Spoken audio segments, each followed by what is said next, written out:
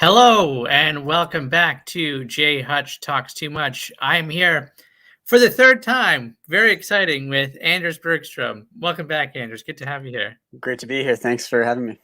Just as a reminder, Anders and his two brothers, Aaron and Anton, have a website, Three Brothers Film, which did you just say last night has been around for almost 11 years? Yeah, we started in 2011. So yeah, so it launched in February 2011. So wow. So yeah, that's been it's a consistent effort. Like you guys are yeah, constantly we published literally hundreds, and I think my youngest brother Aaron alone has published I think nearly 500 reviews. On top of that, we have features, retrospective series, all that kind of fun stuff. And now we got the podcast, which if we can say, Jesse was our first guest when we recorded this week. So anyone who's following Three Brothers, watch for that. Probably end of this week, early next week should be coming out. Yeah, on all your typical podcast places, so Spotify, Apple, Google, Stitcher. Yeah. Well, it's a podcast that I recommend anybody listening to, no matter what. It's a really great podcast, and I would say, correct me if I'm wrong, I feel like I've listened to virtually all of them, but I would say that you mostly focus on movies that are coming out or just out, for the most part. Relatively contemporary. We're not ahead of the game. We're not, none of us are going to advance press screenings, but it's theme of the month. So a film that usually came out within the last couple of weeks, that kind of thing. Yeah, and you guys go into a good amount of depth. Like you did a review of the last Bond film that came out, but you really did put it into context with really the entire series, essentially. Yeah, and it was a pleasure to have you on to talk Get Back last night. So yeah, it was anyone Jesse, if we can say, you know so much about the Beatles, and I think it was a really good conversation. So, well, yeah, I think it was too. It was a lot of fun to be on, and like I suggest on your podcast, the Beatles has been a lifelong research project, basically, unintentionally, I should say. Like it in many ways, kind of feeds into my desire. I don't know if you're an instructor as well, and I kind of live by that sort of Chomsky ethos of the best thing you can kind of hope to achieve as an instructor is to make your student want to learn beyond the confines of that class. And all the time my students are like, I mean, what are the odds that that's going to happen? But in many ways, if you are like really invested in a topic, you're going to find out as much about it as you possibly can. Absolutely. And that's been the Beatles for me, really, for my life, essentially. So, it was great to be on your podcast, and it was great to have you. So yeah, people will listen. Yeah, I hope so, and I urge people to check out the both the website and the podcast, Three Brothers Film, and Three Brothers Filmcast. But obviously, I can't get enough talking about movies with you. So yeah, here we are tonight. Back again, which is great. I hope you continue to come back as I do more. Actually, as this might be the last one of the year. Everything is kind of in flux right now. Just life in general is in limbo. So, tell me about it. So I think we're all in that situation. So I believe this will be the last one of the year. There might be a couple things that I might do before the end of the year. I'm not sure, but this could very well be the last one. So I do want to say for those of you out there who are watching, first of all, thank you for sticking with this for 17 weeks or however long it's been. It's been a while now. And also, please, if you haven't subscribed yet, please feel free to subscribe, like the video, leave a review on the podcast, which is up on Apple. And maybe at some point somebody could show me, how I could put it on other potential platforms. But yeah, so for now, that support would be greatly appreciated. Thank you. So I wanted to have Anders to come on tonight to talk about the movie A Christmas Carol or Scrooge, depending on where you saw it. That was a question that we had right before the podcast. And I was kind of hedging my bets a little bit when I wrote different social media things about this by including both titles. So, for the record, in England, it was known as Scrooge, and in North America, where Anders and I saw it for the first time, we always knew it as A Christmas Carol. Yeah. But I also, Anders mentioned right before we went on, and I knew this about Anders as well. Anders watches this movie every year, just about every year. Yeah, I would say at this point, I've probably watched it nearly every year for at least the last 25 years. Well, it's going back some time. That's good. To my teens for sure. Yeah, I mean, I remember I taped this movie off the TV when I was I don't know, 8 or 9 years old, and I watched it many times, and I've probably seen it almost every year in the last 10 years or so, I would imagine. It's an easy movie to rewatch, I think. But actually, along those lines, the first question I wanted to ask you, or the first thing I wanted to talk about really, is that there's so many versions of A Christmas Carol out there. Obviously, it's begins life as a Charles Dickens novella, and we've seen so many adaptations of it. And I've seen a handful of them. I would personally say that this was my favorite of all the adaptations of A Christmas Carol. In our house, there's a good debate going on between this version or the Muppet Christmas Carol. Well, yeah. Okay, so Uh-oh. Those are my choices too. Okay. which is, interesting that we both share that. I know some people who have an affinity for the Albert Finney one. Yeah. Which I've only seen it maybe once or twice. I think it's good, but I prefer the Alastair Sim. Yes. I do know that I have an uncle, and he once said, I said to him once, this is years ago, like I thought I was being like really impressive as like a 11-year-old saying, I like the old Christmas Carol. And he said, which one? And I said, the one with Alastair Sim. And he said, there's an older one, and that's the one that I like. And so it really put me to shame. And I've still never seen the older Christmas Carol. Have you seen the older? No, I have not actually. I don't know who it stars, but I at least know one person who. So it'd be a pre-war version. Pre-World War II. No, I want to search it. I don't know. I guess it must have been. It may have been in the 1930s, which obviously would have put. Yeah, it looks like there's a 1938 one with Reginald Owen. Yeah, I think that's the one. Produced by Joe Mankiewicz. So oh, it's an MGM one, so a Hollywood one, as opposed to an American production. One. Yeah. Okay. And there's a silent one, even older, 1908. It would have been great if there was a chain of 15 minutes, It was only 15-minute long? Well, it was in the era, the pre-feature era. Oh, I see, yes. Right, like yes. Prior to 1918, most films were, one or two reels. I wonder what they put in and what they. Yeah, now I should check it out. 15-minute version. That's probably. I would imagine it's available on YouTube. Probably because it'd be public domain, I'm sure. Yeah. So those would be many. Up two. I think the Muppet one, because I think the Muppet one is, not that we want to talk only about that, but it is surprisingly good and surprisingly faithful for a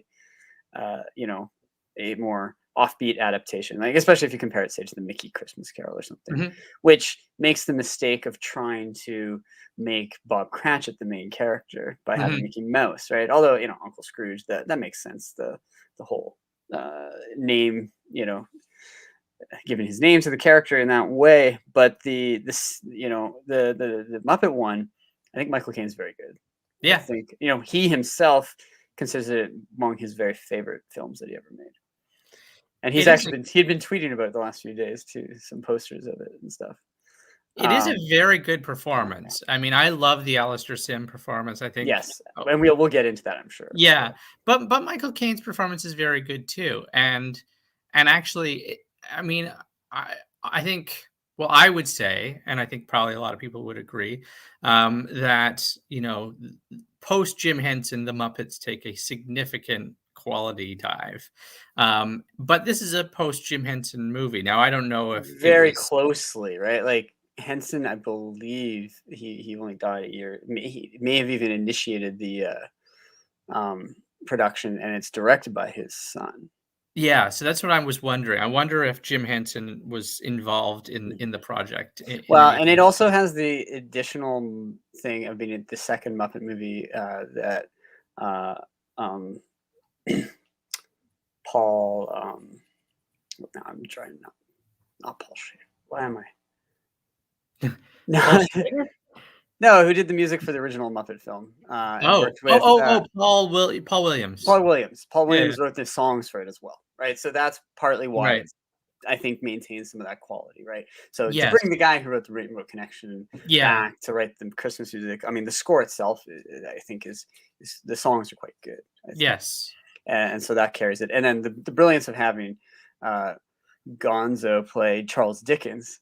Yeah. And Rizzo the Rat is the comic relief. It does well because then you get the actual lines of Dickens in there, which is something that the Brian Desmond Hurst Sim one does as well, right? Yeah.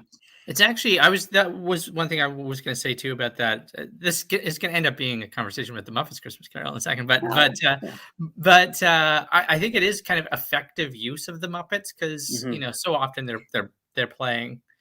I don't want to say themselves. Hmm. They are stuck Yeah, in their usual roles, but it's in a this, clever idea to have the puppets as actors playing the characters. I think yeah, in that way, it's many and times removed. um, there's some. I was going to say something else about that, but well, But if I remember it, go ahead. you don't see like normally you see the typical kind of like Kermit, Fozzie, Gonzo sort of triumvirate, and then all the others are somewhere down the line in the hierarchy. But Hmm. that's not what they do in this No, movie, so they kind of disrupt that a little bit, which is actually quite interesting the way yeah. they did So that. like having Kermit and Miss Piggy as Bob and Emily Cratchit, Yeah. having Robin as Tiny Tim. You have, of course, you have to have Fozzie as the renamed Fozziewig, Yes. and and you get the cameos from a lot of the other characters. It's quite, and additionally, you get some new unique Muppets that they created for the Three Ghosts, right? Which Right. is quite effective, I think. And it's interesting to think about the portrayal of the ghosts in the Hearst film versus in comparison to some of the other films as well. But I think maybe we could even go back and say, like, have you read? You've read. I assume you've read Dickens' story. Yeah, I have, Yeah. and I actually just reread a lot of it in the last couple of days as well because we have it here, and so I looked at a lot of parts because I was curious because I read it so long ago. I was curious what I had, what they had taken out of the movie or Yeah. what they added to the movie and things like that. They actually add quite a bit, and I think what they add in the 1951 version Yeah. is quite interesting where they take it. Um, so yeah, have you read it? Yeah. I read it about. I think I read it when I was younger, and then I read it again about in 2009 or 10 when I was Yeah. actually living overseas. Because reading Dickens, I was bit of biography. I was teaching overseas in Thailand at an international school. It was a British school surrounded by British people. It felt like a good time to read Dickens, and Mhm. it didn't matter. The climate was nice and beautiful in the tropical uh, town of Chiang Mai, but the reading Dickens at Christmas is always wonderful. And I actually taught some Dickens to my grade 7 students. We did Oliver Twist. We did a book report on, and so I was in a Dickens mood. And Yeah. I think one of the great things about Dickens is that he's so. Um, it's funny that there aren't almost more Dickens films because I think he's very cinematic, and that I think that gets at what I was going to say about the Muppets, which is that Hmm. in their sort of characters, Mhm. they're sort of outrageous personalities and exaggerated features and things, they are almost Dickensian characters, right? Like they Mhm. fit really well into that sort of, in a Dickens novel, your name and your stature tells you something about the person, right? Yeah. Like, and Like their choking inner moral cherry or qualities and things like that. And, obviously Christmas Carol's the most adapted. I mean, I guess probably Oliver Twist is probably the second most. There's a couple good films of that. I actually thought the Roman Polanski, Ben Kingsley Oliver Twist was pretty good. I haven't seen that, but From about actually, 15 years ago. actually, But, I haven't read. That's one of there's many Charles Dickens that I yeah, haven't I haven't read read. all of them, but I've read about half dozen. Yeah, I've read. Yeah, he was one of the first authors I gravitated to as a teenager, I Mhm. would say, and so I read back then. I read like David Copperfield and Great Expectations, kind of all the sort of Yeah, key I ones remember that I you. studied Bleak House in university in a Victorian class. Yeah, Great Expectations is probably, I think, maybe among the best. Yeah, Oliver Twist. Um, I have not read Tale of Two Cities, but I'm very interested in reading that one. yeah, I haven't read it either. It's funny though, like obviously that's also an iconic one, and everybody kind of knows the line, or they Yeah, used to. yeah. It was the best of times. Best It was times the were the worst of worst times. of times.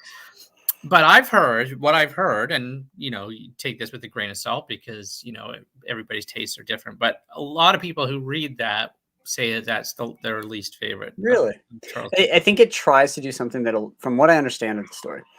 Yeah, it's about the French Revolution things. It's trying something more. I think Dickens is very good at character moments. He's very good at building plot. He's very good at building, that kind of interest. And I'm curious to see how he deals with historical Hmm. events, right, and characters who are thrown into these sort of world events. Interestingly, um, in Tom Schoen's book on Christopher Nolan that came out last Christmas, which is actually really good. I mean, Nolan had it was the first time he really gave long, deep interviews. He does confirm that The Dark Knight Rises is in many ways a pseudo adaptation of A Tale of Two Cities. Oh yeah, I think you've mentioned that. Yeah, You must have mentioned that to me before possibly. because that rings a bell. Yeah. Yeah, Yeah. that's interesting. But the cinematic Dickens is an interesting thing before we launch into Scrooge, because Mhm. I think there's something, and this is not an original thought to me, but one of those film scholar things, that Dickens in some ways anticipates cinematic pacing and the use of cross-cutting, where you Mhm. have chapters moving back and forth that especially in books like Great Expectations, Bleak House, the David Copperfield, little bigger ones, right? Mhm. Where things, yeah, it builds almost in a sense of like cross-cutting montage, things like that. And this was Mhm. noted by none other than Sergei Eisenstein, who said that that D.W. Griffith in his, in essentially formalization of cross-cutting and film editing in that way is anticipated by Dickens as Hmm. the first cinematic writer in that way. And Yeah. it's an interesting comment, and I can totally see it. And I think there's something about not only the characters and their larger than life qualities, Mhm. or at least like idiosyncratic if they're not necessarily big, um, that Dickens lends, it can be very easily adapted to film in some ways. Yeah. Well, that's an interesting point because I think just in terms of the things that I read maybe somewhere down the line on this podcast I'll be talking about more and more of these books.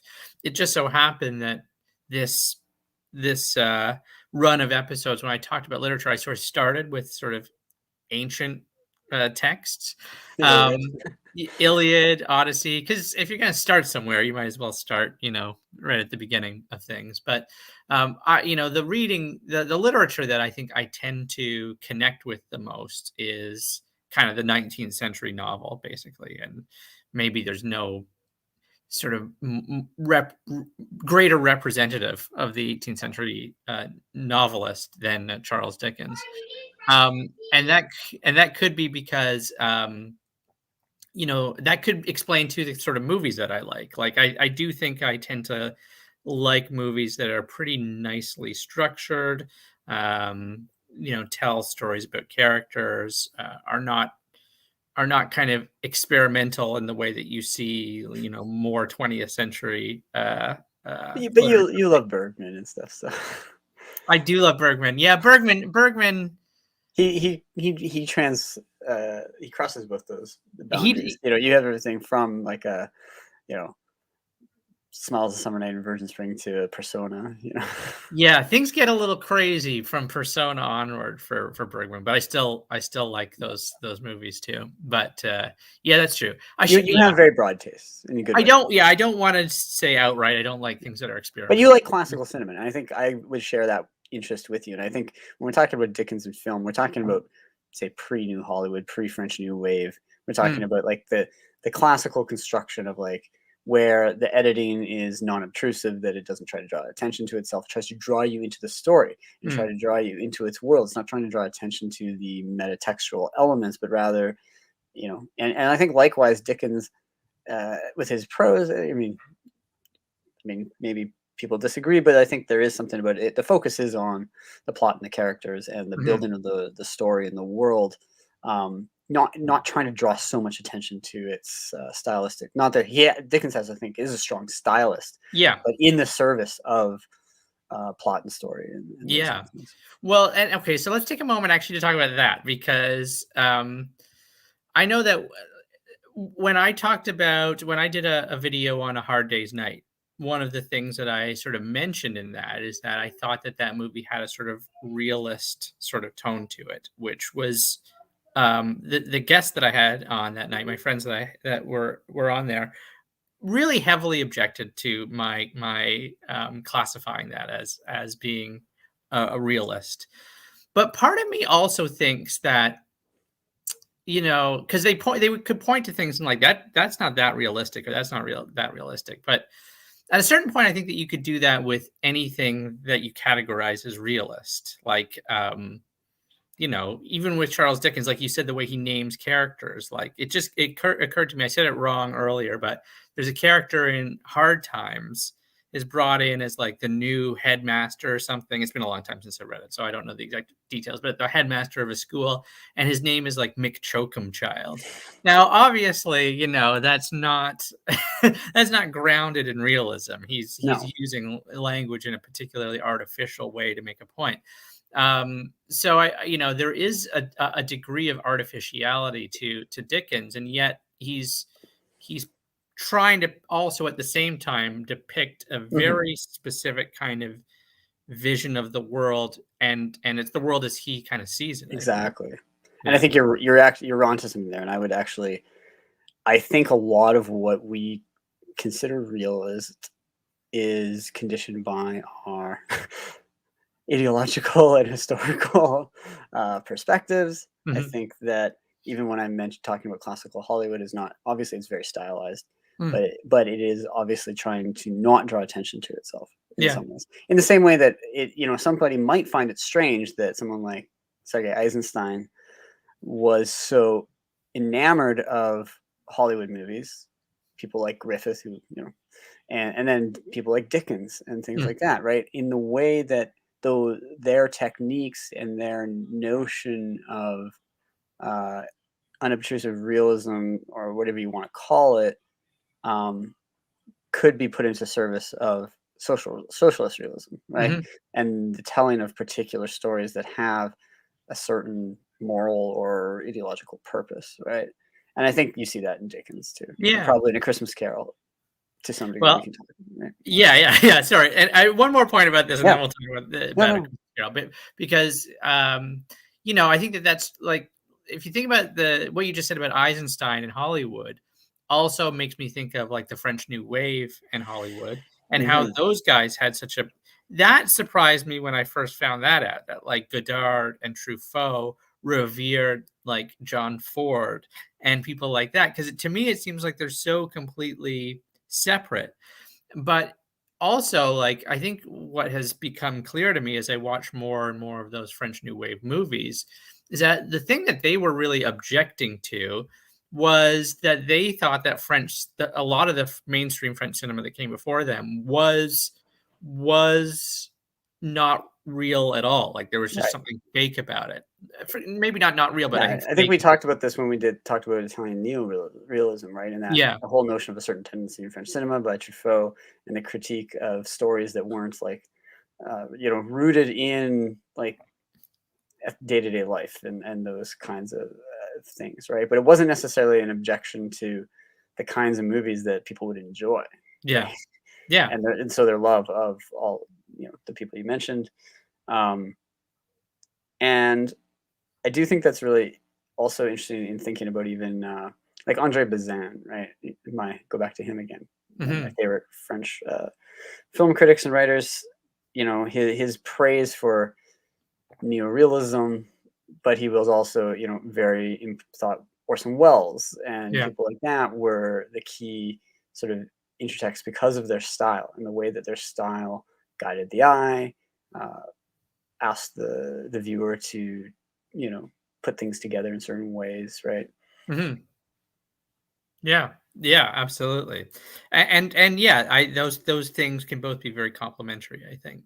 Hmm. Um, by the way, I think we have false oppositions today, and we're conditioned by our own historical moment and what we are positioned toward the past, and our assumptions about what certain things mean in their moment. and I think I want to tie this back later to I think one of at least the messages of the movie, because the movie obviously is engaged with what the past means to the present. Hmm. And so I do want to talk about that as we go further on. By the way, just to let everybody know, I am enjoying a nice eggnog right now because I feel like that's appropriate. Where do Not a you hot stand? rum punch. There's a little bit of, yeah, no, Seems like a the very Victorian or yeah, early Victorian, late George drink. But they all enjoy a punch in the Cratchit yeah. family. No, I like eggnog. You're a pro eggnog. All Mhm. right. If it's good. Yeah. Yes. So where okay, so what do you think makes this version, the 1951 Scrooge, so compelling? What works with it that others don't work quite as well? I think first you got to start with the performance. I think it's Alastair Sim. Take Yeah. away Sim, it'd still be fine, but it's that the film lives and dies on his performance, which is so strong, so overwhelming that my children, they talk about his buggy eyes, his his the scene, especially some of the later transformation scenes are so good, but he's so Mhm. memorable even in the early moments, right? Well, do you think I had this thought, which is that suppose, and I know this is not possible given what the story is, but suppose the story ends before he has that transformation. And the only character we get is pre-transformation Scrooge. I feel like that performance alone, Hmm. I might consider one of the great villains. He's obviously not a villain because of the transformation, but of one of the great villains in cinematic history, just in terms of how compelling he is as a character, in much the Yeah, same way that they would say, when John Milton wrote Paradise Lost, Satan became the more compelling character. He's just one of the most, he's a bad guy who makes you excited. Like yeah. I find myself laughing and There's so many smiling. lines that I quote in this film, and Yeah. particularly in his delivery, right? And I probably misquote them at times too, in this way that great movie lines often get misquoted. Like Yeah. my brothers and I, and my because my dad would always laugh and love the line, when Scrooge is just a little moment when he's out for dinner before he goes home, retire for the night, and Yeah. some more bread, serve it, more bread, and he's like, bread's extra, no bread. Like little moments like that, and his delivery of bah humbug, is Yeah. it actually comes across as sinister at times too. Yeah. Yeah, absolutely. It is, that "No More Bread" it was a big line with me and my dad as well. Hmm. That's funny. That's a great line. Obviously, when the collectors come, Yeah. about like, that's a key scene, right? Are there To no prisons? Are there no poorhouses? They're going to die. They better do it and reduce the surplus population. And so much of that, is Dickens' language, and it's the way that Yeah. Sim almost makes Dickens Shakespeare, like Shakespeare, in that sense, like the Yeah. language itself and the lines in the mouth of the character take on this new kind of life. Well, there is, I think, a pretty good historical trajectory that you could draw out from Shakespeare to Dickens, Yeah, I would agree. And I think both had this knack, like as we just said, with Tale of Two Cities, it was the best of times, it was the worst of times. They had this knack for creating phrases that really do stick in the public consciousness and stay there for what seems like at this point forever. Because you get lines like that: "Are there no prisons? Are there no workhouses?" Which, by the way, the workhouse I've discovered in my research was like a Jeremy Bentham Hmm. creation. Good old Jeremy Bentham, who Utilitarians, the utilitarians, yes. yeah, Jeremy Bentham famously created the panopticon structure for the prison, where a prisoner could feel as if they are constantly under surveillance, even when they weren't, because there's a tower that they couldn't really see, Hmm. and so maybe somebody's looking at them, maybe they're not, but just the existence of the tower makes them modify their own behavior. It's the structural discipline, the That's discipline right. imposed by the structure, which then Foucault takes up later. Yeah, Foucault loves the panopticon, and but the workhouse was so one of his pieces of writing on the poor laws is supposed to the workhouse was very much supposed to be a panopticon for the workplace, Yeah. where every worker, where largely criminals, went to go work, and if you were poor, you were a criminal, but where they were sent to work, and so they could be watched at all times to make sure, A, they were doing their job, B, that they weren't doing nefarious things while on the job, things like that. So those things were real, and it was the actual environment that Dickens was writing in, and he was Hmm. very much speaking to that Right. world. And he was also politically active as you know, legally advocating for the poor and things like that. Yes, yeah, absolutely, and yeah, very sort of prominent. I'm trying to be more careful about using the word activist, but Yeah. he's certainly an important figure in terms of trying to combat the social ills Yeah. of his time. Not Which not not that he was any kind of like socialist or anything. He was very much I think a liberal, but Yeah, although I wonder, like, I mean, he's definitely okay, because I wanted to talk a little bit about that too, because I read a quote, um, that was this is a cultural historian who says, and this is about the novel, rather than the movie or the novella. Uh, their name is Penn Restat, and they said that Scrooge's redemption underscores the conservative, individualistic, and patriarchal aspects of Dickens' Carroll philosophy of charity and altruism. And I can kind of see where they say that, because obviously it is about this one man who, overcomes a lot of things. I do think it's a bit uncharitable if you think about Dickens' work as a whole, hmm, because he's I agree. obviously seeing this as a social And he phenomenon. sees the structural issues in the law and the government, Yes. governance and those kind of things, and how individuals get trapped into these systems, right? And in some ways, I think it fits into your Scrooge as both villain and hero. Mhm. Himself is, in some ways, a victim. I think this is an important thing to understand about Scrooge. You could see and not just the film, which this film I think does a good job of, but the story as well.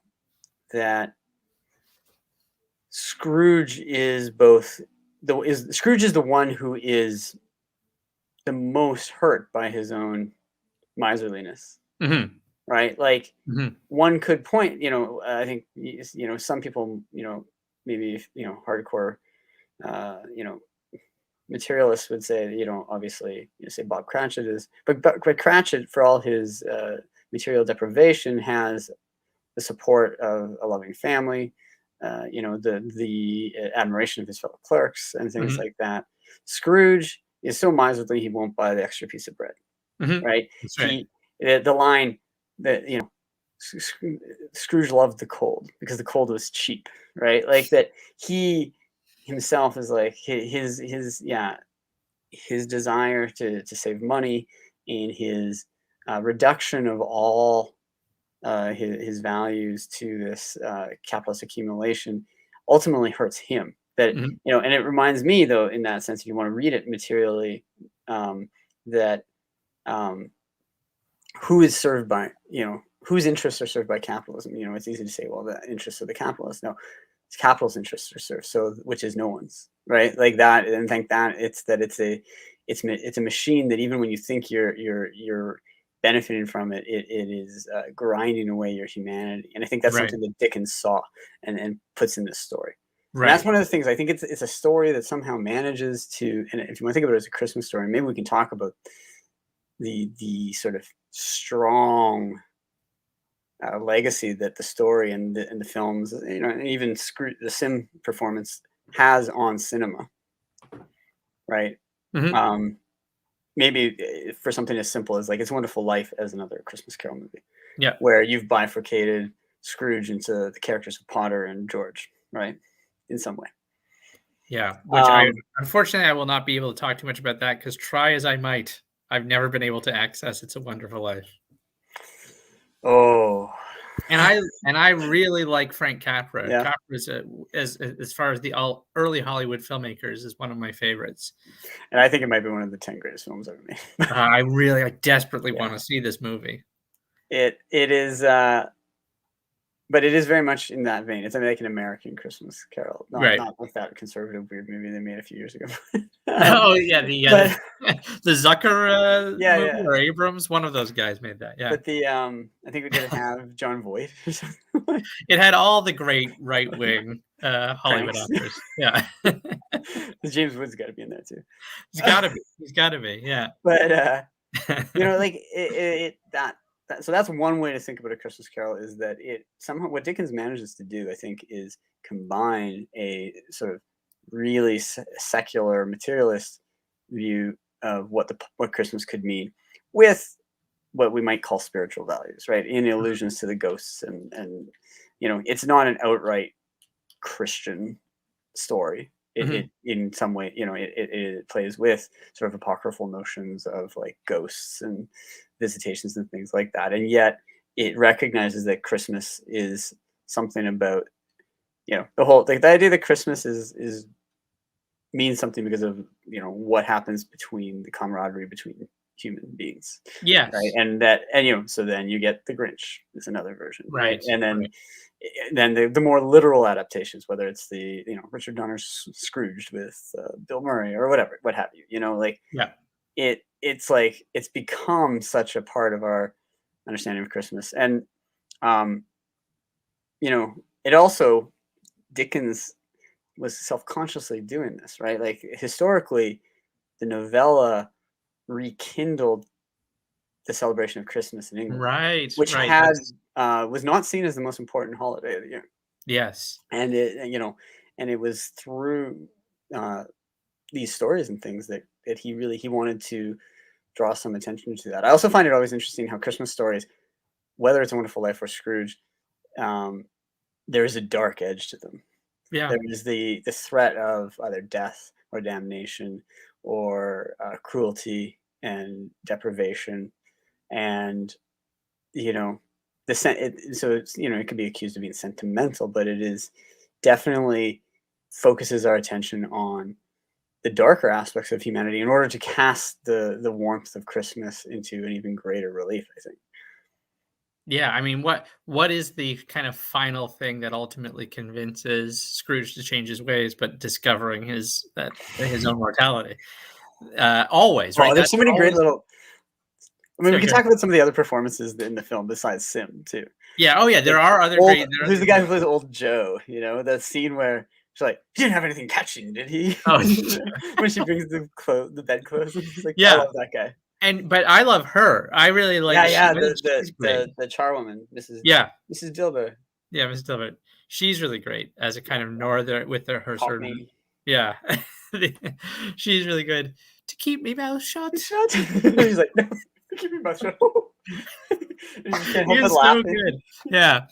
But, yeah, absolutely, and I think Hey, that that's a Christmas present. it's funny because it's funny because I just wanted to trade lines from the movie Yeah, all night long, really, but, exactly. um, it is funny, like, that person's, um, Restad's point about how, it's it underscores an individualistic aspect when in actual fact, as you're pointing out, um, Scrooge not only um, hurts himself because he's depriving himself, but he's also alone. He's the only Yes. figure that's alone in that story, And right? this is probably one thing that I actually, um, one of the reasons I favor the Hearst film over the Muppet one is the Muppet one places the great loss on Scrooge's failed romantic Yeah. relationship with Belle. This is much more familial. And you Yeah. still have the lost romance. It's in there. It's part of the story. But and I forget what is her name in this, which is The sister? no, and the girl. There is the girl. Oh, is it? Uh, Oh, Alice. Alice, yes. Alice is, so you have the scene where Alice says, a new love has replaced me as an idol in your heart, money, Yeah. right? But then you also get Fan, Yeah. his sister, and I think those are really important scenes. And then it underscores the importance of the nephew of Fred and the role that Yes. Fred plays, right? So that it is actually Fred's house in the end that he goes and spends Christmas with. That's right. Right, but you get those great moments also though of Fred's, and his friends and his wife sort of making jokes at Scrooge's expense too, things Yeah. like that. And Scrooge gets to see that, right? Like That's right. so there's all this fantasy element to it too, which I really love. Yes. And in fact, you might also, you sort of alluded to, what do you think of, A Christmas Carol as a time travel story? Yes. I was just thinking that. Predates the Wells time machine, right? It is a supernatural time travel story, but it is a time travel story. Yeah. And you get this something similar to actually what you see in Wild Strawberries. Yeah. Where cinematically in the Hearst film, so when you're reading the book, obviously a book, I mean, the term flashback, which comes from cinema, again, this is another point that Eisenstein makes, that Dickens anticipates things like the flashback structure in his stories, as a form of editing. But you read the story on the page. How are you going to show this? And what I think that this film does really well, a film like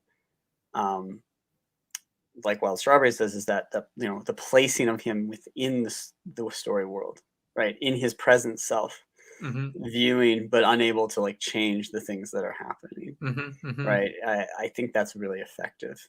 Yes. Cinematically, it's like, so whether it's time travel or memory that you're traveling back into, cinematically to place the present person atemporally back into the past, that's the magic of cinema, right? Yeah, absolutely. It's a very interesting connection, because I never really thought about the connection between A Christmas Carol and Wild Strawberries before. I owe that to my former PhD supervisor, who wrote about it in his book on memory. Oh, well, that's great. And Wild Strawberries, for anybody who's watching doesn't know, is an Ingmar Bergman movie from one of my 57, favorites. maybe my favorite movie of all time. Sometimes oscillates a little bit. It's pretty great. Yeah, it's a fantastic movie about an old man who is taking a road trip with his daughter-in-law to receive an honor, and makes all these stops along the way and has memories about the past, and witnesses them. He's there, much like Scrooge is. And much like Scrooge, he's tortured by the choices that he made in the past. That's right. Yeah, and is also very much alone as a result of those choices. Yeah, so that's a great point, and I do think that part of the appeal of this story for me has been the time travel-esque elements of it, because that's always an appealing part of a story for me. And I also appreciate the sort of the way cinematically they do some of the things in this film, like the visions of light. And then one thing that really freaked me out as a kid was the scene when Jacob Marley, who's fantastic in this, by the way, Michael Horton's Jacob Marley. Yeah, the scream that he does at one point, and then it just causes Sim to and he's like, they take him to the window, and you see the poor woman and all the souls like trying desperately to help, but they can't. That's a right? crazy moment. It's like a horror movie at that point. Yes, it reminded me actually a little bit of I I think it's Metropolis when we Oh, see, yeah, like, I can see that. Yeah, yeah. The when we superimposition and the use of that. yeah, There's something Fritz yeah, Lang about it almost. yeah. Yeah. Yeah, that's a great moment. I also Yeah. like, again, as a great line to point out, "Do you see this toothpick? I do. You're not looking at it, I see but it nonetheless. yeah." Amazing. He's so good. Um, I I mean, I'll the Marley yeah, and Marley song from the Muppets is pretty good too. that's good too. That's good too. But he I think his ghost is really good. Yes, it is. Jacob Marley. Yeah, it's really good. And, You were a good man of business. It's like mankind was my business. Seriously, I could quote the whole movie. yeah, It's so good. yeah. We should perform the whole thing right Yeah, now. we should. Um, also, I Marley think was dead to begin with. This much must be known. Or nothing but his we were you starting. know. Okay, hold on a second. Let me get Actually, I my was notes. gonna say, did you know? I only just realized that the guy who Peter Boll, who is the narrator of the film, the other film that I'm like, I always recognize him from. You know what it is? No. He's Alexei, the Russian ambassador in Doctor Strange. Oh my god, Yeah, you're kidding me. yeah. So there's a bunch of those little kind of roles. And I also really enjoy Patrick McNee, John Steve from the Avengers as a young Jacob Marley in the flashback scenes. Right? Yes. And when they're sitting back, Yeah, yeah, yeah. he's so like yeah, That's a great moment as well. Again, yeah. that's So not good. There's a good cast, like yeah. just some of the supporting characters. We mentioned the Mrs. Dilber, the cleaning lady. I think she's very memorable. Um, if there's a weak point in the movie, I actually think it might be the Bob Cratchit. He does a lot of I thought about this when I was watching it the other night when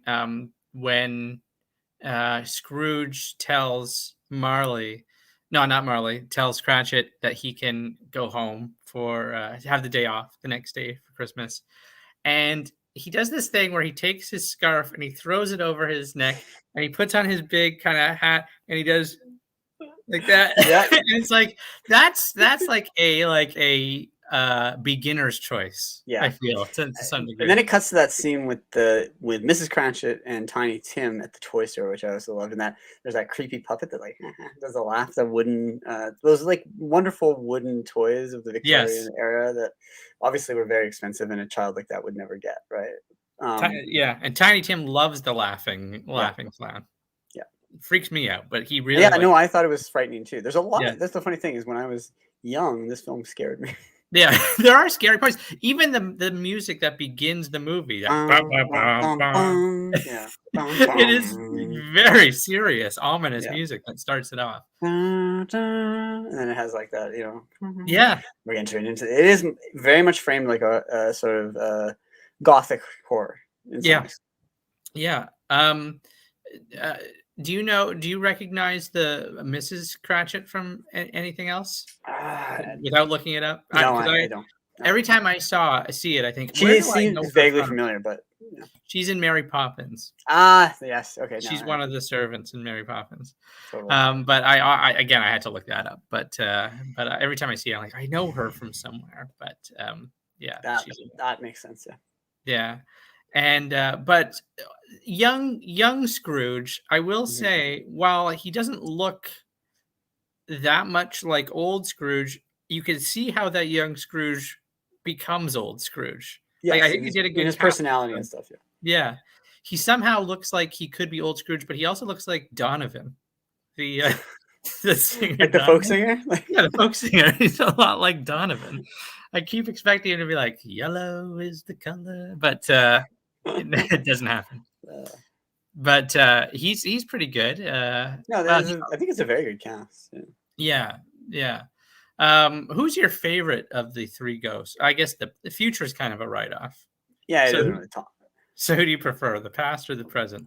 I like the Ghost of Christmas Present. I think Yeah, he does a great job. he does. He And does. the description of him matches very much to me what's in Dickens with the crown and the robes and there's like the old illustrations by who's the artist who did a lot of Dickens? Was it Fizz? I can't remember. I There's don't know. a sort of I think he did a lot of illustrations in, was it Punch magazine back in the Victorian era and stuff. He illustrated a lot of Dickens, like the one that the version of Bleak House I have. He did as well. There's a great photo of the guy spontaneously combusting and stuff. But he has an illustration of the original sort of print. I'm not sure if they're wood block or what, but of Yeah. the Ghost of Christmas Present sitting in the living room next to, with a tree and all the piles of food and things like Right, just that. like they do in the movie. And the movie really captures that. I think the movie must have been in some ways inspired by those illustrations to some degree. Oh, maybe. The Ghost of Christmas Past is interesting because, I mean, you've recently read the book, right? The passages, like, how does that, the old man, I mean, there's something supposed to be sort of otherworldly and angelic about it, Yeah. right? And it's indeterminate whether he's like old or young, right? Right. Right. Because he's both meant to be the youth, but at the same time he's an old, from the past. He's Yep. ancient in this kind of way. I think the Muppet one's actually quite effective. It's much more cherubic, childlike, Yes. but it utilizes the same kind of underwater puppetry that they use to do the Dementors in Harry Potter, where you Mm. kind of get that strange floating. That's how you get Yes. the sheets to kind of float like that. So Yeah, that yeah. puppet is also underwater puppetry that's then superimposed into Oh, interesting. the scene.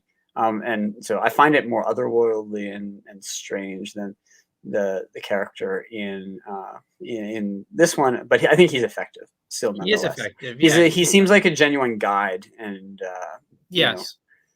he has the most wisdom in some ways, because the Ghost of Christmas Present, he's so in the present that he often doesn't remember what he's doing. That's true. He's kinda like a guy that you would run into at a British pub or something like that. Yeah, totally. Yeah. Come Um, in and know me better, man. yeah, exactly. Have a seat here. He's, I would say I prefer him over the past just because he's so much more of a character, Yeah. but I think, like you said, I think they're both kind of effective in a way. Now, just to actually also bring it a little bit back to something you pointed out before, but the spiritual element, um, do you think that the role of forgiveness plays a big part of this? Because one of the things that I sort of cottoned onto this time, which I think maybe some people watching the movie might think that it's handled badly or maybe it's naive, but there's that last scene really, or close to the end, Yeah.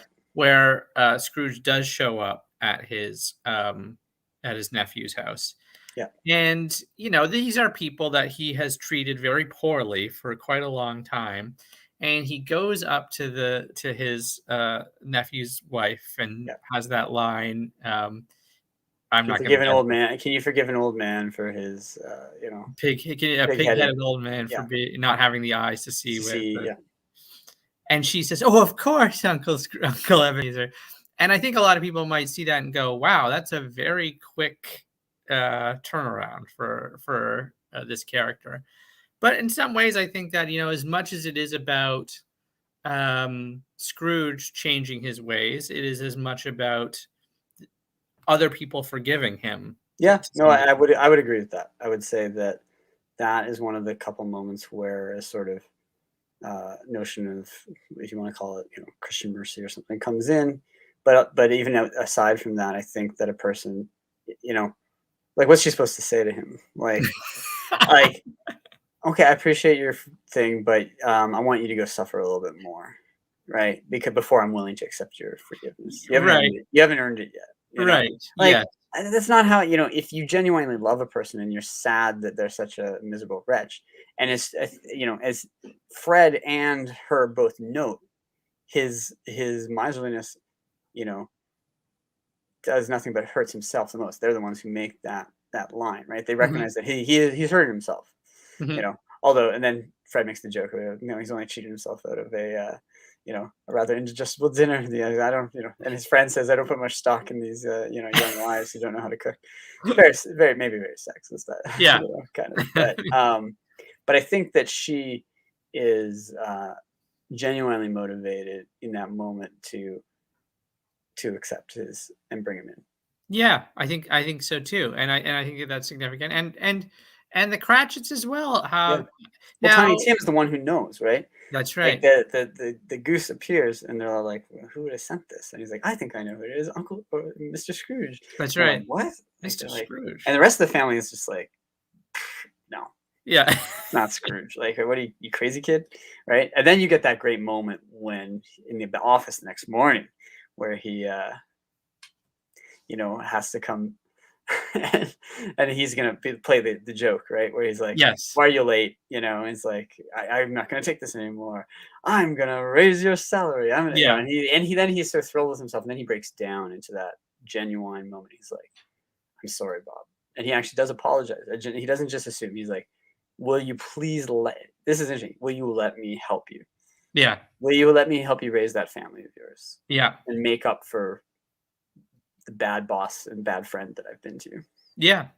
Which again is an important part of that of the whole relationship, right? So Hmm. like forgiveness is obviously very important, but also is Scrooge's recognition that he has to, in some ways, make up for Yeah. what he has done. And it's one could also be cynical and say, well, he's making up for it just by throwing his money around, but it's not just that either. No, it's He's forging relationship. That's right. Yeah. So yeah, so I think that that's And the whole point of the thing, right? Like as he says to the ghost. Now I can't remember it. I think I most recently watched the Michael Caine one. But he yeah, says, "Why would you show me these things if I was beyond all hope? right. This means I can change this, right? Like I'm not condemned to that grave. This is, you know, a man can change his destiny. These Yes. things are not written, you know. That's right. That's right. So yeah, and that's definitely uh certainly also a key thing when you think about too when the novella is written, because then you have this idea of like personal autonomy and things like Mhm. that, which is obviously a key thing. I mean, notions of autonomy had been obviously been building since the 1700s, but Yeah. I it think is that's probably why I would see as much as I want to, I want to take a generous reading toward Dickens and the thing. When I said that Dickens is a liberal, I mean it. I mean it affectionately. I mean that he believes in individuals and their freedom, giving them the possibility to make the right choices. Mhm, Right? mhm, He does not. Well, he recognizes the structures that hem us in and in some ways constrain us. He still has some hope for that possibility yeah, that you can change yeah, things. yeah. I want to say actually hi to Ryan, who's here. So thanks very much, Ryan, for Welcome. being here. That's great, awesome.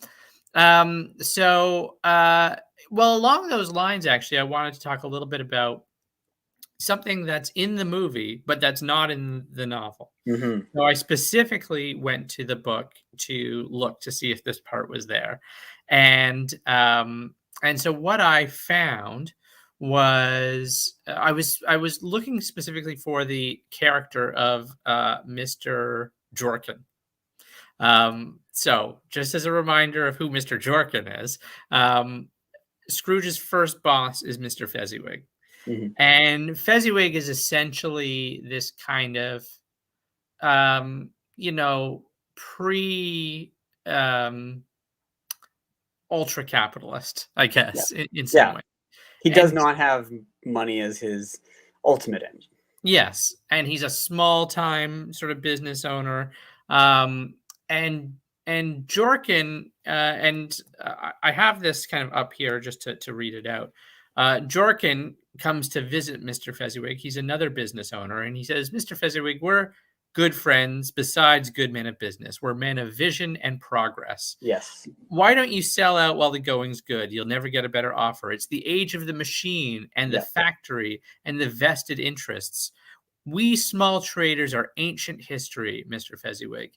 And Jorkin, in many ways, symbolizes the march of progress in the 19th century and the emergence of big business and big business Industrial capitalism industrial capitalism, profit beyond oriented. the sort of cottage industry. Yeah. That's right, and whose only goal is to maximize profits, and and that's why you have that sort of exchange where it's like there's more to life than making money, Yep. and he sort of questions And then that. he's the one who later orchestrates the hostile takeover. So he does, yeah, and he puts Fezziwig out of business once Scrooge has Yeah. jumped ship to go over Scrooge there. and Marley jump in with him. Yeah. That's right. Well, no, he meets Marley Oh, he over meets at Marley there. Yes, yeah, right. yeah, over at Jorkins. He is working with another guy there at Fezziwig's, but I can't remember what his name No, was. I But can't tell you. now that character is not in the novella, which is interesting because Mm-hmm. it's Dickens is well known for being a harsh critic, I think, uh, of the sort of this particular industrial revolution, this aspect of it, and the Yeah. march of progress, and but that doesn't come from the book; it comes from the movie, and it's an interesting addition that I think that the movie makes. Yeah. I like it. It Yeah. lends it. I mean, it adds some characterization to Fezziwig for one thing, Hmm. and I think it kind of shows a vision of where Scrooge is going to, right? Yes. That he is Um, not on. It's not his own. It's not purely his own moral failing, but rather his desire to be caught up with the trends of the time and what he sees as the future. and one of the things that why I wanted to bring this up is that, I think I am often like an outlier in a lot of my sort of groups of friends. I'm like the one person, as we talked about at the very beginning, my whole Beatles obsession, all this other stuff, as you've mentioned, my interest in classical cinema, and I think a lot of people would say I'm that I'm very much focused on things that have happened in the past. And although I take a lot of interest in things that are happening Mhm. right now as well, but there is this, I think, and this is true of different eras. I think this actually was true in the 1960s, and I think it's true in the era we're in right now, where there's a privileging of the present, Yes, versus the past, and mostly just because it's an unreflective one, right? unreflective. Because like to the point that people prefer. I think it's not an unpopular opinion to say that you prefer modern films, right? Yeah. There's an inherent assumption that old movies are worse, and I'm like, Yes. why? There's no, I think there's a lot of, obviously amazing technical, innovations that allow someone to do things, but I think on the whole, I'm not convinced that take any one new movie is better than any old movie. And actually, I watched this movie on the weekend, and Ryan has made a point, and I'm going to get to it in just a Yeah. minute. But I watched the movie Lust for Life, the 1950s Van Gogh biopic starring Kirk Mm. Douglas. I haven't seen that. It is fantastic. I think it's a phenomenal movie, and maybe my favorite Vincent Minnelli movie that I've seen. Wow. And there's a lot of good Better ones. than Meet Me in St. Louis. Yeah, yeah. Meet Me in St. Louis is a great one, but I Good do. Christmas movie too, It is a good Christmas movie. Yeah, and a Halloween movie. that's true. There's a lot of movies that straddle that line Yeah, between the two of it's, them, it's the but best time of the year, Halloween and that's Christmas. It that's really is. right. That's right. So, but I was reading reviews of it because I was leaving a review on Letterboxd, and it was definitely the highest amount of stars that I think people were giving, pages upon pages upon pages. Thank you, Um, Ryan. yes, Your Ryan, patience will be Ryan, rewarded. Ryan can wait. It's Christmas after all. But somebody wrote in the letterbox, like, they said something along the lines of this movie is bad in the same way that most old movies are bad, and that just like I just my insides just started melting away when I read that, because it's like there's just a sort of an assumption at work that if Yeah. it is in the But what are past, they specifically referring to? they never said. Huh. I think that's the part of it too. That is just a basic assumption. I think they figured everybody knows that old movies are bad. Let's take that as a given. And this movie is bad, just like all of them. I think that was essentially the point. I think it's a fairly common sentiment that I get from people who aren't like obsessed with movies, Yeah. right? Yeah, Oh, I agree, Ryan. That's absolutely true. That this is a central assumption of capitalism. It can go back to the whole, you know, Dworkin and progress, right? yeah, The idea that, but capitalism requires progress. It constantly requires yeah, new markets, increasing profits. You can't be settled with just doing the same thing. You need innovation for the sake of innovation. Hence, you know, even like planned obsolescence, all these things, right? I mean, yeah. So I 100% agree with you. yeah. The iPhone, whatever number they're on now, Yeah, I just every got one and there's already a new one. Like what? yeah. Just as a reminder, this podcast can be found on the Apple podcast Apple stream. Podcast. They're gonna censor us, But right? yeah, it's definitely connected with capitalism, and so you can see Hmm. how it's a mindset. Now, I think it can be productive. Like, I often think about that line from "The Times They Are a Changin'," the Bob Dylan song, where he talks to the old people, and he basically says, get out of this community if you can't The lend your times they hand." are. Yeah, the times they are changing, and that's not all that different from the attitude that's at work right now, and certainly the Beatles themselves were indicative of, like, okay, the next one is going to be different, and the next one's going to be better, and so I can see how that attitude can potentially be productive, but I guess my issue often is with the definitiveness of these Hmm. statements.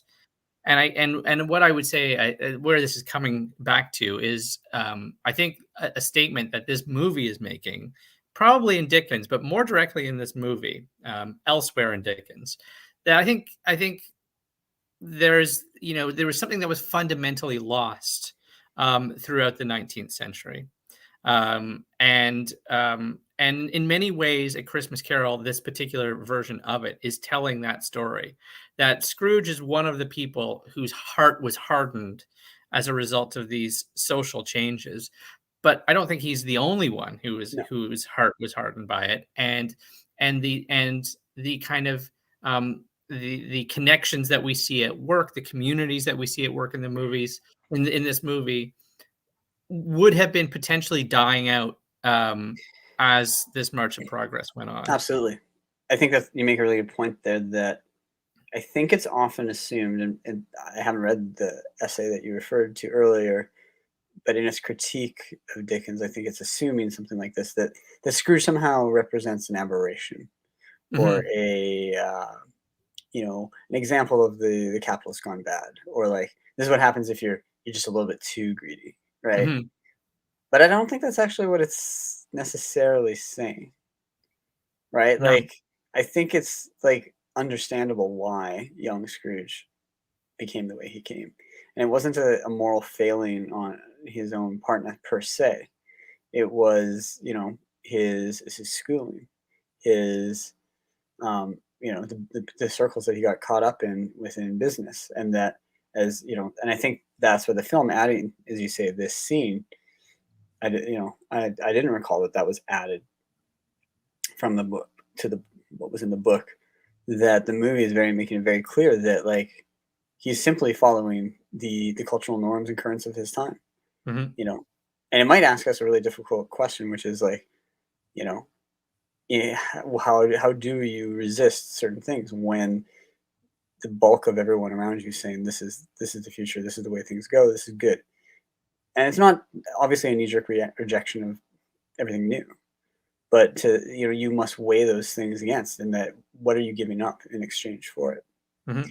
I actually I've been thinking a little bit about these kind of questions about with regards to technology and things like that, and doing some reading of just some like short pieces by, and I want to dig into more people like Ivan Illich, the famous you know renegade anti-capitalist writer, and the notion of technology that is, it's not whether technology, you know certain technologies are simply not good for people in a sense if Mhm. they don't serve human interests, Mhm. right? And I think that goes back to my analysis of capitalism as serving capitalism doesn't serve its serve the capitalist interests. It serves its own interests, Mhm. and therefore, even the capitalist is himself hurt by the very thing because his humanity is degraded. Right. And I think that's what we see in Scrooge, right? And that returns us to those little simple character moments. Like he likes cold because it's cheap. He won't Mhm. buy them more bread. He's a miser and won't hang out with his family, even though he'd have a good time. Yeah. It's a system that makes everybody, even those in charge of it, lose their humanity. Yeah. Yeah. So it doesn't just hurt the underclass. Right. Right. Yeah, absolutely. I think that's a great point. And I But think that but because the material interests, this is where probably so it's not in that sense you can see it as a historically materialist kind of story in its analysis of structures of power and things like that. I think where it probably differs is in where it sees that individual agency in the capitalist, right? Because what a orthodox Marxist would say is that the revolutionary subject is not the capitalists can never be the revolutionary subject because they serve the system right. too well, right? And they benefit too much from it. Even if they are hurt by it, and so the true revolutionary subject has to be the proletariat. Yeah. Whereas I think Dickens would take the more standard liberal line that the individual agency of a good man can change things, and Well, yeah, I think that's a I'd I'm not saying necessarily I agree 100% with either one. I'm just I trying d to. you may very well be right. I'm just curious because if I look at say a kind of a complementary novel from that period, from a different country, Mhm, um, a book like Les Miserables, for mhm. example, is the story of an individual who starts off bad and learns to be good, basically. Just to boil it down to its most basic things. It's also 1,400 pages, and there's I a love it. long One of my favorite novels, but it's one of my favorite novels of all time. mine too, and it's Because also I haven't read it in French, I only read it in translation. But me too, but it is one of my favorite. And I again, like just to talk about the trajectory, like in the 19th century, for me, like my real love of literature was sparked by really Russian novelists, people like Dostoevsky Dostoevsky, and Tolstoy, Tolstoy, and I think there's a definitive sort of through line from Hugo to Dickens to Dostoevsky and Tolstoy. totally, totally. They're very much doing. I love all those writers. So Yeah, me too. And they are doing for their own place what each writer did for their other place, essentially, I think. But Hugo is writing that story about this individual transformation. I don't necessarily see in Les Miserables, except for one paragraph, but I don't really see a call for a kind of social uprising or a revolt against the system. But Hugo also was a socialist, mhm. and so I don't know. I don't entirely know. Well, I think it was something I read recently. I think we do have to make sure that it's very easy to conflate socialism with Marxism. But in the 19th century, there were many socialisms. Mhm, mhm, And you do mhm. not have to be a dialectical materialist to be a socialist in 1840s or 50s, right? That's right. That's right. Yeah, yeah, absolutely. So I'm actually eager to look more into Dickens himself, just to see exactly where he stood, because he was a reformist, right? Reformer, Yeah. exactly. He's a So reformist. I think that's the yeah, key. yeah. Whether he thought that after those reforms could take place, whether a larger sort of systemic change should happen, I'm curious, and I don't know. I just I don't know. I'm not sure. Or But what the reforms, what would inevitably happen if the reforms uh, provide enough power to the revolutionary class? I don't know. mm, Yeah, I'm sure he did not have that same class analysis of mm, society to that rigid extent, and I don't see that but that's actually one of the neat things about Les Mis, right? If we want to go that direction, is that on the one hand, like Jean Valjean, he is both. It begins as a laborer and a worker and yeah, a and prisoner, becomes a and capitalist. becomes a capitalist, Yeah, right? But then he's plunged back into it when he sees the precarity of his position yeah, and and falls in.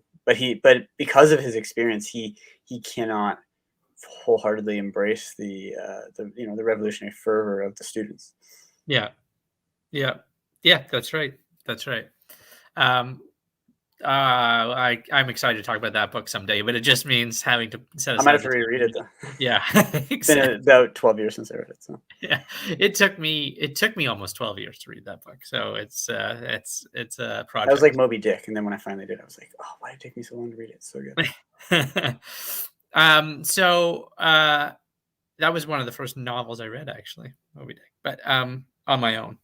Wow. So what was that? Wow, I was in my 30s when I read Moby Dick. Oh, So yeah, I was, well, I mean, I was in my teens, but yeah. it was a difficult one for me, certainly.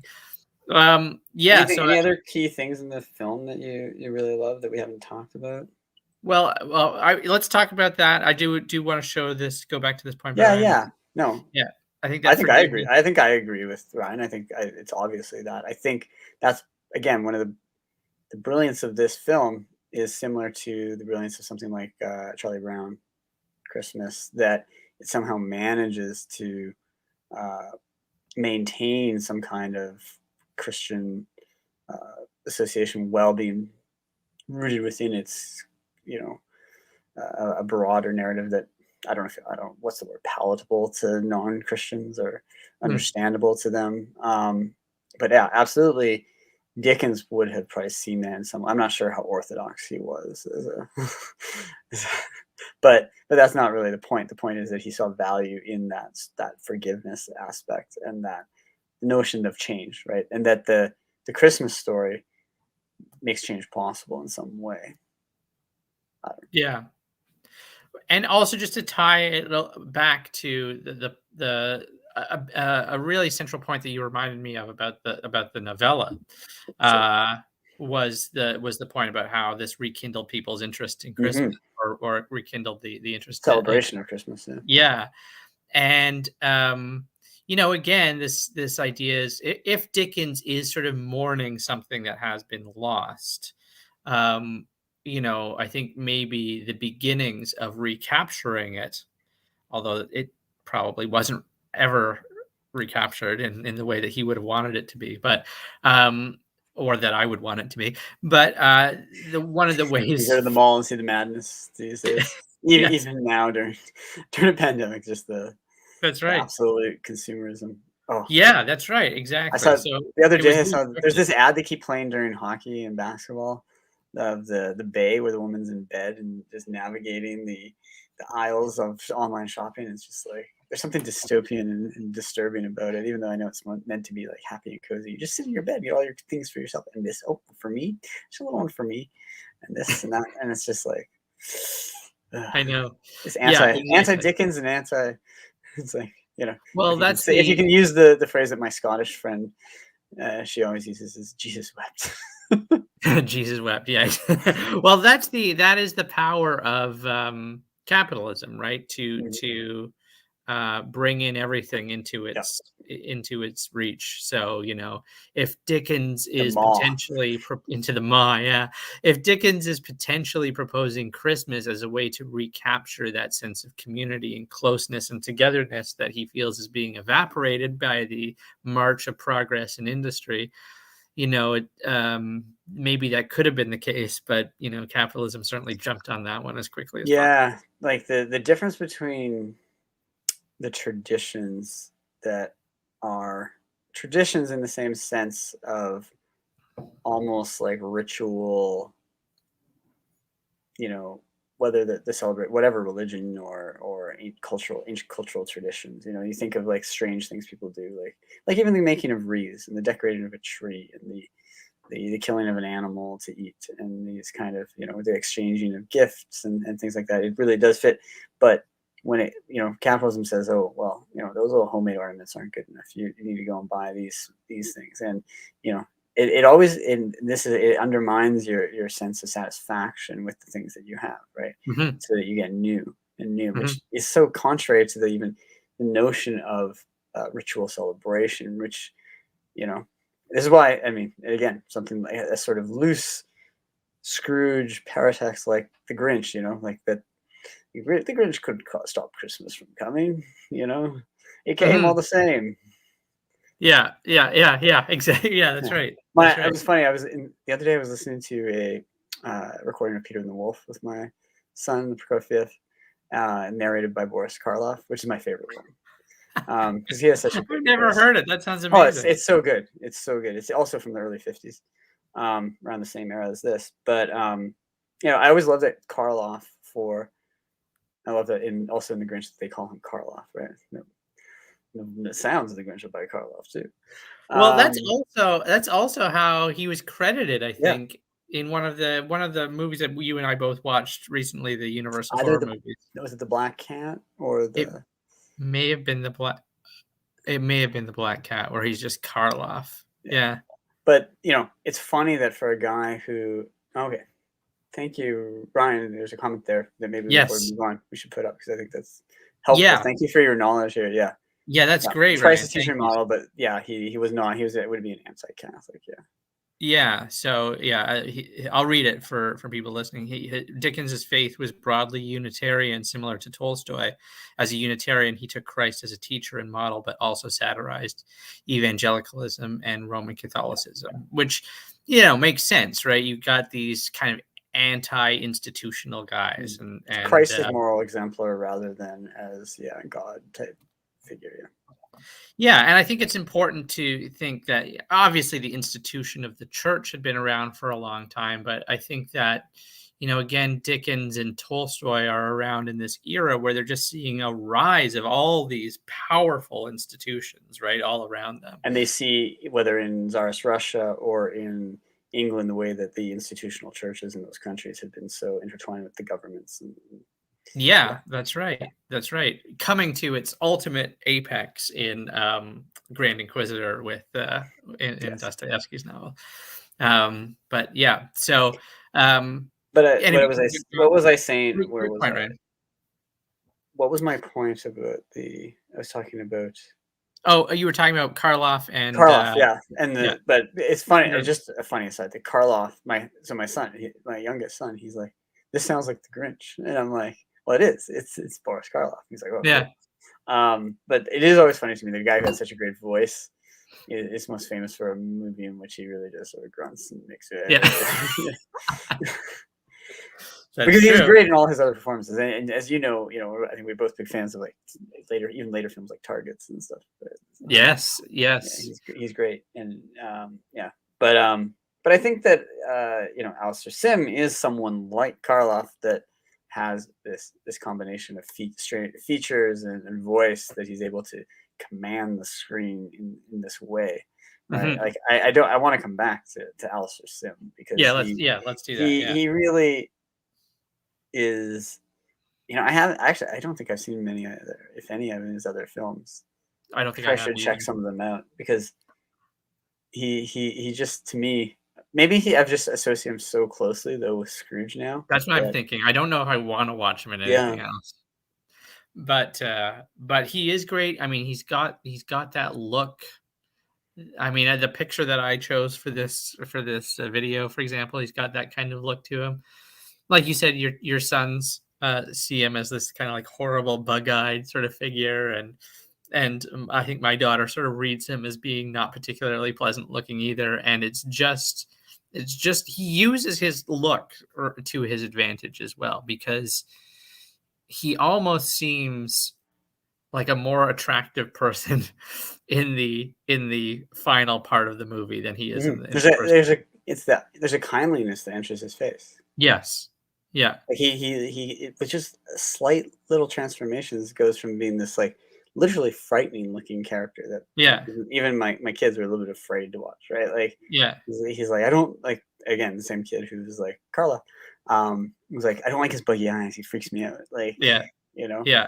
but by the end there's this his face melts, and that's what the scene when it's the laughter. I don't know his uncontrollable giggling, and Yeah. the line at the end that I love is like where for a moment he returns to his miserly. I don't deserve to be this happy. Yeah. I Yeah. can't, I can't help myself, and he just like throws the things. Like, It is. I like how you put it because it is true. It's that sort of one moment where he's kind of like he is just like old Scrooge again, where he says, "I don't deserve to be this happy." Yeah.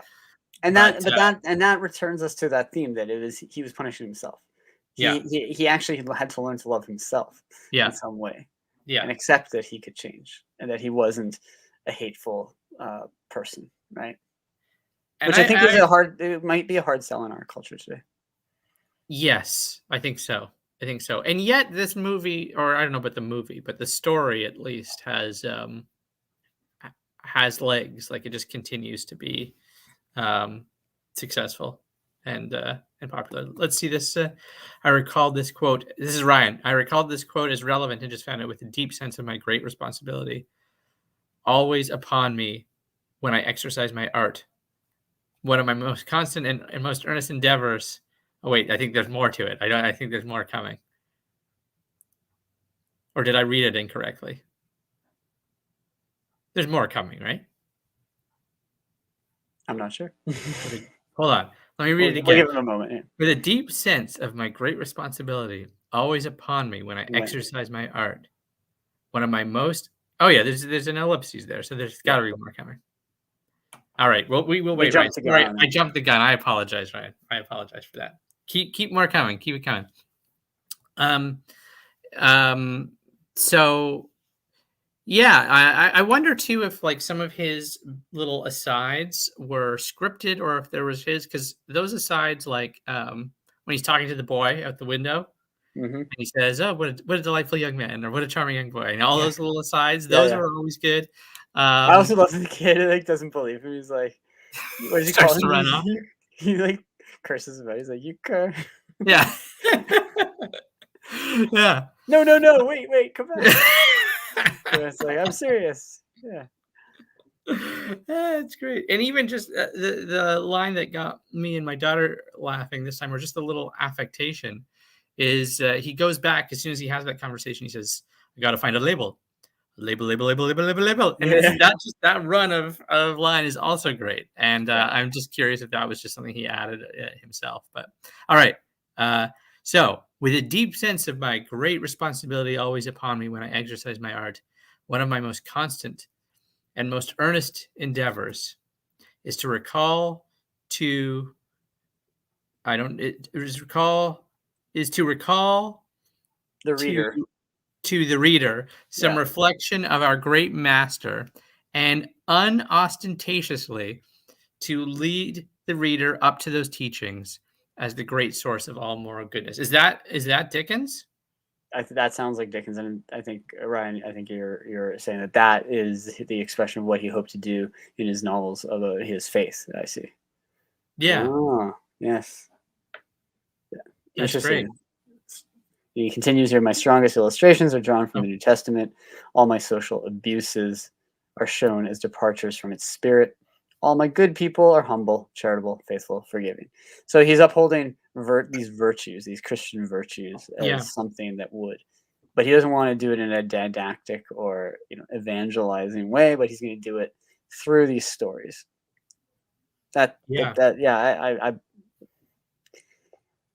I think he succeeds for the most part. Well, do you think that because I would agree with you. I don't think Dickens is didactic, but I've heard people associate Dickens with being didactic.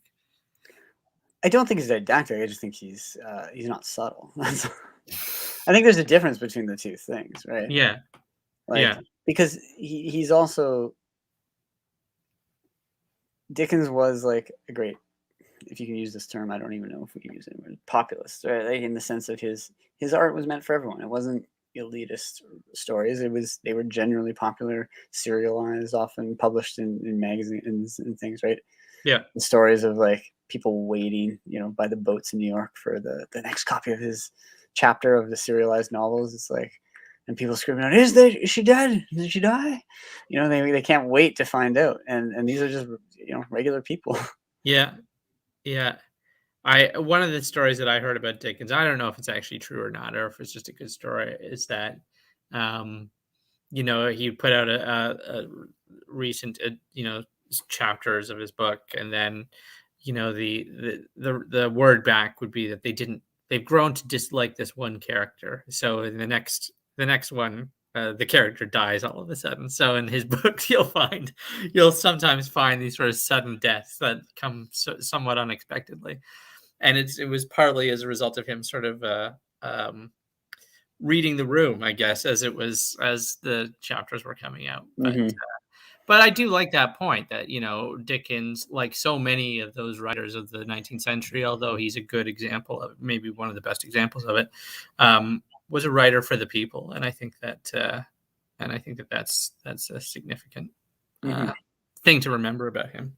I also, one other thing that I do want to say, well, just to cover all my bases, is that, I don't mean to suggest, because I think a lot of people will make the statement, often you hear people say, well, of course they had that bad point of view about something, or of course they, I don't know, are racist, or of course they're sexist or something like that. They're from a different time period. But it does strike me, especially if you look around in certain quarters of the internet these days, you still find plenty of people who are racist and are Yeah. sexist. And if you go back, you'll find plenty of people who Yeah. weren't. That's one of And those, I don't necessarily always buy that idea that you can excuse people from the past for egregious. Yes, we're all to some degree shaped by the social mores of our time to some degree, but there are also individuals who take moral stands against the currents of their time and Mhm. the evils of their time that people later on would see. I don't think we also though have to read people of the past just simply to agree with them always, right? And I Right. think that this goes back to our what we've been talking about, this notion of like distrust of the old and privileging of the new.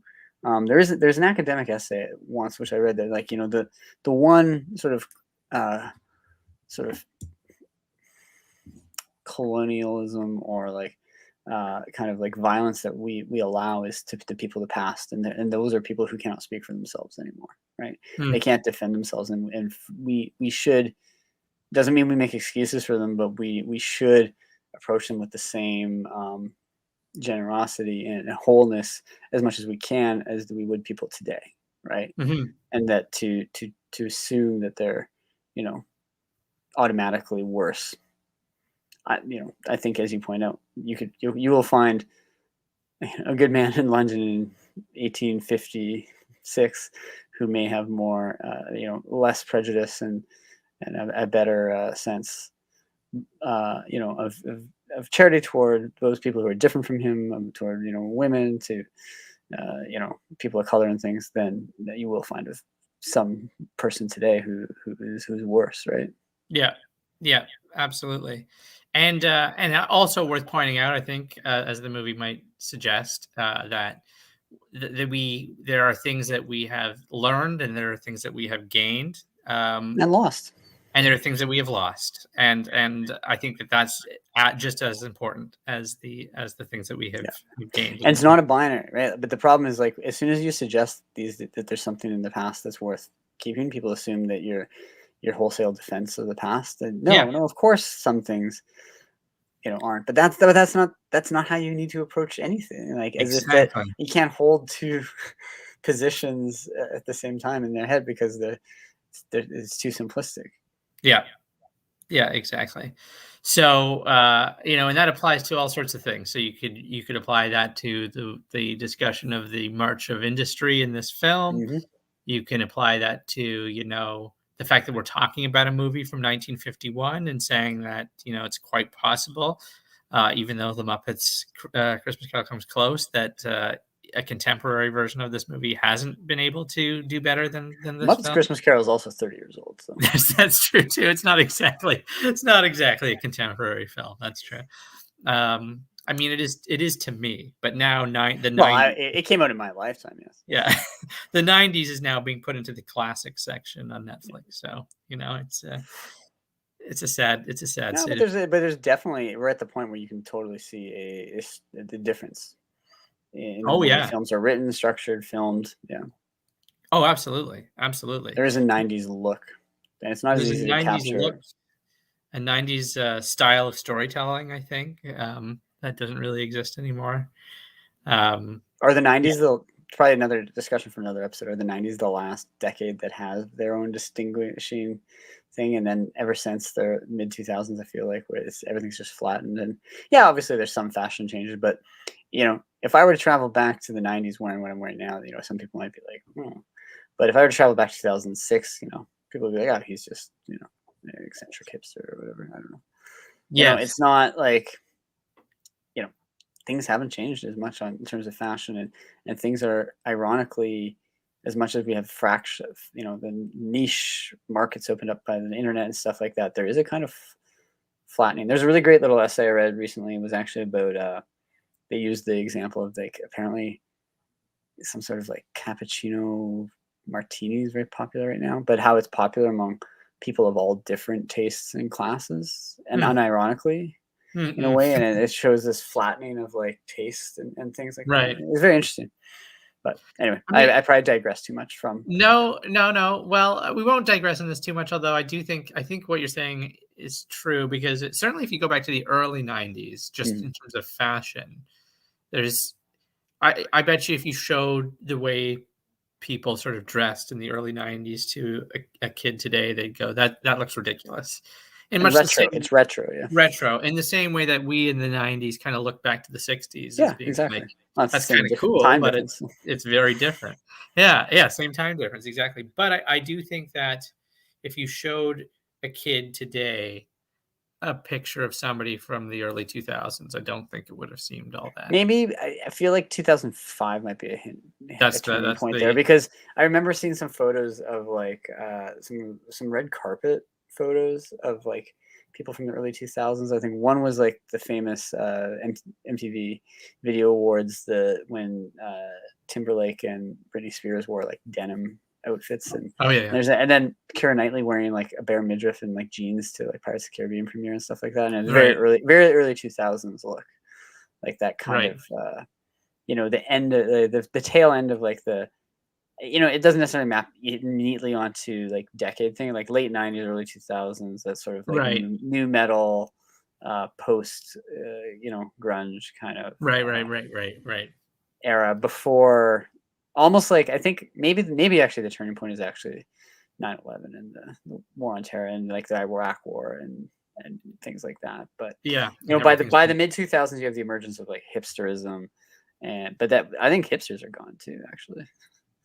Seems to be, as we understood it, because everyone's a hipster now in some way. Yeah, well, I was gonna say that's certainly, if everybody's a hipster, then that explains why Pitchfork is still around. Yeah. Did you? Oh my goodness! Maybe another conversation. Speaking of progress and the new, you see the Pitchfork had a whole article where they re-rated some of the albums, because they have to. It can't be seen as being out of step with current opinion. Yeah, it's just like, no, you stand by what you said. You can write a new review, but like you don't get to revise your opinion. That's right. That's right. It's it is, that's again, I think an unfortunate, but again, I don't know if it is the first. But like my opinions on things change. There's films that I love today that I didn't appreciate the first time I saw them, and you can learn to change and grow in your taste, but it's rather the idea that one must keep up with the consensus of around certain things, and that one would almost be embarrassed to hold those views. And that's actually how they write them, right? Like that we didn't realize that Prince was cool back then, so we have to re-rate his album. I'm like, no, it's quite possible that's not a good Prince album. Like, the guy was pretty prolific. He wasn't going to make everything a masterpiece. Yeah, well, I think this is at the risk of sounding like an old man, but I think that I am an old man now. Yeah, my gray beard and I have no hair. It's all. I'll embrace my old manness. That I think that there's a certain principle or a certain value now that was not true, I think, when I was younger, which just when I was younger, of never being wrong. Yeah. So, I mean, this goes back to the conversation about forgiveness in A Christmas Carol. Like, obviously this guy has spent a whole lifetime being wrong, and, makes a transition, and that transition can only be successful if other people accept it. Right? If everybody says to Scrooge, we see that you're trying to change, we still hate you, I don't know how long he stays good. Yeah. you know. But so that kind of forgiveness is sort of fundamental to it. Um, but I feel like, you know, it's hard now to, and this is in some ways maybe a consequence of social media, to be a person who has made mistakes in their life. And I think Yeah. that that's kind of behind when Pitchfork revises old articles. They're like, what if somebody goes back and finds that I gave this album a To be fair, 2.5? they didn't like erase the old reviews. They just No, had a that's true. new article. That's They true. had a new article where they, yeah. That's true. But Um, I think you're right that that's the impulse there. yeah. So I don't know. But Dickens wouldn't agree. yeah, I don't think he would. I don't think he would. I don't think he would. Um, do you have any final thoughts? I'm looking forward to watching it next week. Yeah. He has watched it I've before. often said that like Christmas is one of those seasons where I have like very specific, almost like, to use religious terminology again, liturgical viewings of movies around things. So Christmas Eve, I always watch A Christmas Carol. Right. Christmas Day, I always watch It's a Wonderful Life. And sometime in the week before, I usually try to watch, I'll watch like a Charlie Brown Christmas. Yes. I'll watch the original Grinch cartoon, not the newer Abominations, but Right. what else? There's a few, and there's another funny thing about Christmas movies is they don't always have to be very good for me to like want to always rewatch them. I don't know. Right. There's something Aaron and I were talking about today that It's like true. Something about even a Christmas movie can just be enjoyable. Like I like Elf, and maybe this will like not endear me to younger viewers or listeners, but like I think it's good, but I don't think it's an amazing movie, and yet I could watch it every year just because it's comfortable and easygoing and nice, Yes. Well, okay. Can I push it a little bit further? Can Sure. I see how far you're willing to go on this? What about Love Actually? I haven't watched it in a long time, but there was a time where I enjoyed watching it. Okay. Despite acknowledging the fact they're all horrible people. Yeah. In fact, I'm tempted to throw it on sometime in the next little bit. It's been about maybe like almost a decade since I watched it. So It's been a while. I have a bit of a hard time with that one. I don't know. That I do enjoy some. The problem with with a ensemble anthology type film like that is that some stories I find just completely infuriating, and some I Right. kind of enjoy for their Right. like. I do find Bill Nighy's whole Yes. like running story quite funny, Yes. and it ends in to me a more like almost Dickensian more acknowledgement of that in the end his true love. Not in a necessarily romantic sense, but the relationship he has with his old manager. He's like, there's no one I'd rather spend Christmas with Yes, you. that's right. I forgot about Drink, that. have a drink, and Yeah. I do like Bill Nighy. I think he's a yeah, good. I I think he's a agree. good He's actor. a good actor. Yeah. Yes. Well, I hope you enjoy watching A Christmas Carol. I'm sure you will. I as Watching A well. Christmas Carol next week. Thank you so much once again for coming on. Like I say, I hope Yeah, it's that this fun. is not the last That was fun. time. There's so many more movies to potentially talk about. So I do want to say if this is my last one of the year, I once again want to thank everybody for all their support and watching these videos over the last since August. So yeah, thanks so much. And I guess that's it. That's all I will say. I look So forward to hearing what you have to say in the new year.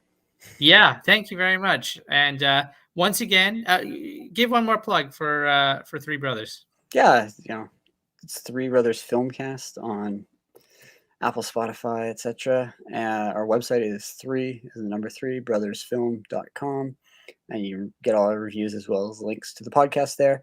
And stay tuned to the next week. You'll get the Three Brothers talking about Get Back with Jesse Hutchison Awesome. as in his Beatles knowledge. So it'll be fun. It was a lot of fun to do, and I'm not sure if Ryan is still with us, but I want to thank him for his comments tonight, and always welcome comments in the comment section. So thank you, Ryan, as well. Yeah, thanks everybody. God bless us, everyone, and we'll see you in the next one. Take care. Bye-bye.